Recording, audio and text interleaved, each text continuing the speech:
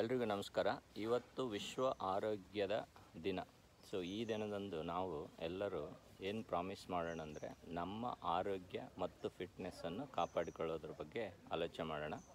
ಆರೋಗ್ಯ ಮತ್ತು ಫಿಟ್ನೆಸ್ಸನ್ನು ಕಾಪಾಡಿಕೊಳ್ಳಲಿಕ್ಕೆ ನಾವು 4 ಸೂತ್ರಗಳನ್ನು ಫಾಲೋ ಮಾಡಬೇಕಾಗುತ್ತೆ.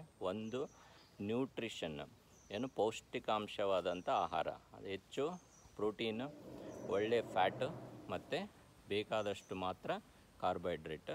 ಎರಡನೇದು, ರೆಗ್ಯುಲರ್ ಆಗಿ ಎಕ್ಸರ್ಸೈಜ್ ವ್ಯಾಯಾಮವನ್ನು ಮಾಡೋದು ಅಭ್ಯಾಸ ಮಾಡಿಕೊಳ್ಳಿ. ಮೂರನೇದು, ನಿದ್ದೆ, ಒಳ್ಳೆಯ ನಿದ್ದೆ ಮಾಡಬೇಕು. ದಿನದಲ್ಲಿ ಒಂದು 7 ರಿಂದ 8 ತಾಸು ಒಳ್ಳೆಯ ನಿದ್ದೆ ಬೇಕಾಗುತ್ತದೆ. ನಾಲ್ಕನೇದು, ಮೆಂಟಲ್ ಹೆಲ್ತ್, ಅಂದರೆ ಸ್ಟ್ರೆಸ್ಸನ್ನು ಸಾಧ್ಯವಾದಷ್ಟು ನೀವು ನಿಯಂತ್ರಣದಲ್ಲಿ ಇಟ್ಕೊಳ್ಳಿ. ಸೊ ಇಷ್ಟು ಮಾಡಿಕೊಂಡ್ರೆ ನಮ್ಮ ಆರೋಗ್ಯವನ್ನು ನಾವು ಮತ್ತು ಫಿಟ್ನೆಸ್ಸನ್ನು ಕಾಪಾಡಿಕೊಳ್ಳಲಿಕ್ಕೆ ಅನುಕೂಲ ಆಗುತ್ತೆ. ಎಲ್ಲರಿಗೂ ಒಳ್ಳೆಯದಾಗಲಿ.